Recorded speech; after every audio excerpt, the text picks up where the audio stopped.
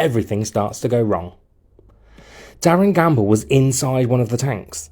He was holding his breath and doing breaststroke from one side to the other. People were slapping the green, scummy glass and laughing and cheering. It took me a moment to realise there wasn't actually any water in the tank. There was a big sign outside that read, "Jellyfish moved, cleaning in progress." But even by his standards, this was pretty nuts, and I didn't like it at all. When they'd managed to get him out, there was a door behind the tank that some muppet had left open. Mrs. McDonald asked Miss Clegg to hold Gamble's hand.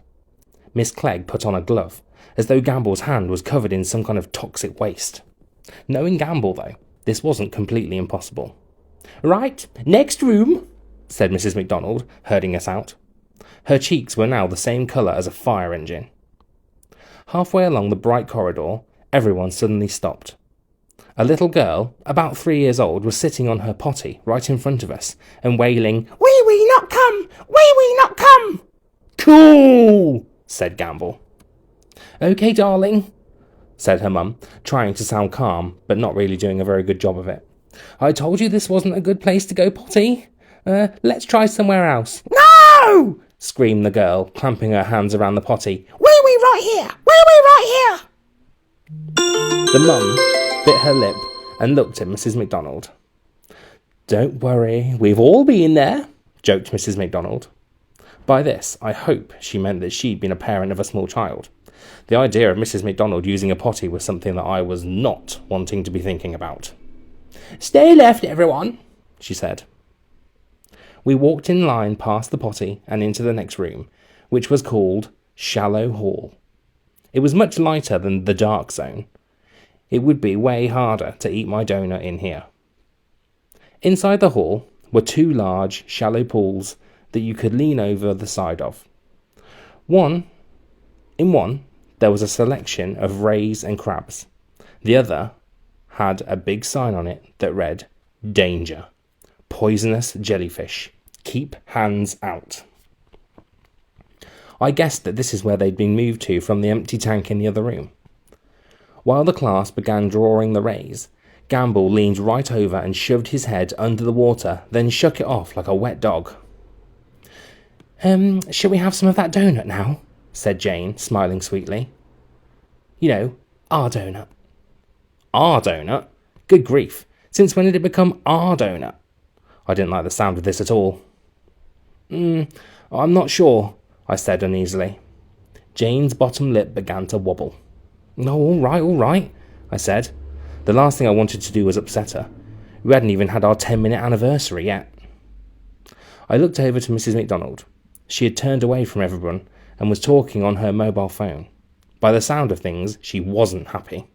I caught the odd phrase like, "Yes, you buffoon! I know he's put on weight! What do I pay you for?" I don't think teachers are actually allowed to chat on their mobile phones when they're meant to be looking after children, but this was brilliant. She was totally distracted. I had to grab my chance.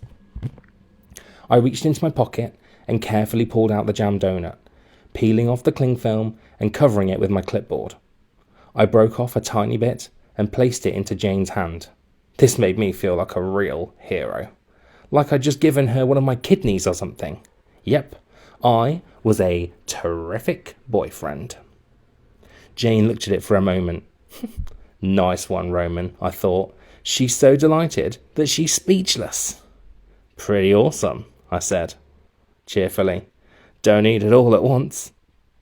She slowly raised her eyes to mine. A sweaty little crumb, she hissed. Is that all I'm worth to you? But, I said, totally surprised. What's wrong with it? She held it up to my face. Firstly, you need a microscope to see it, she said. And secondly, it's warm. I hunched my shoulders. I'm sorry, it's been in my pocket for an hour.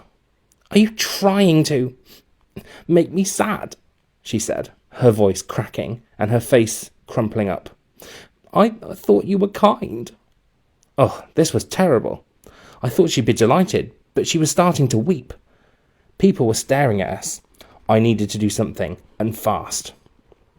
Desperately, I split the whole thing in two as jam oozed out onto my fingers, and I handed her half. Well, okay, Quite a bit less than half. Jane brightened up immediately. "Oh, thanks, Roman," she cheered. "Hang on," I said.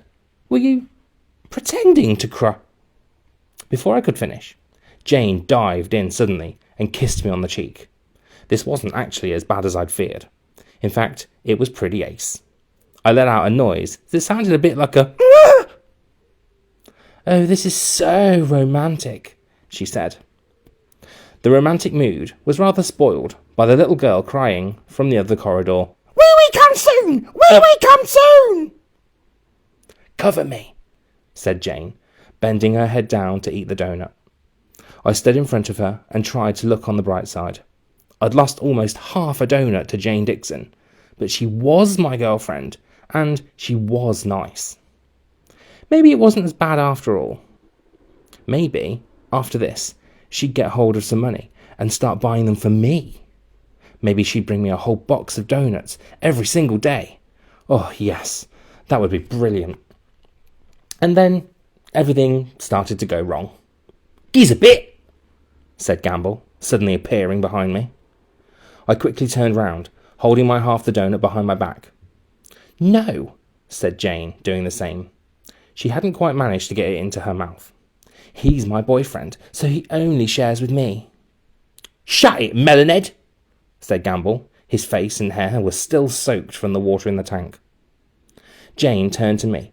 She was fuming. "Are you going to let him speak to me like that?" Nobody had told me that being a boyfriend meant having to stand up to nutters. I don't want to sound like a wimp, but come on, we are talking about the kid who once bit a duck on the playground. "Come on! Why are you being so horrible? I just want to bit your donut, innit?" said Gamble, shaking me by the shoulders. Thankfully, Miss Clegg stepped in for a change. "Darren," she said, in a bored voice. "Come on, come over here and draw this flat thing, whatever it is." "Oh, it's all right. You can give me a bit later. Save it for me," said Gamble, before bouncing off. "Wonderful." "Oh, don't be scared of him," said Jane. "If you're not having it, I will." Well, that sealed it. She might have been my girlfriend, but there was no way Jane was getting the whole thing. In any case, maybe he'd forget. Gamble has a terrible memory. On Friday, he forgot to put on his trousers after PE and accidentally went out to playground in his underpants. Actually, knowing Gamble, this might not have been an accident. I peered over the barrier into the stingray tank. Then I took a rest. I took the rest of my donut into my cupped hand and, pretending to cough, lifted it up to my mouth. Thwap! Something cold and wet smashed me in the face.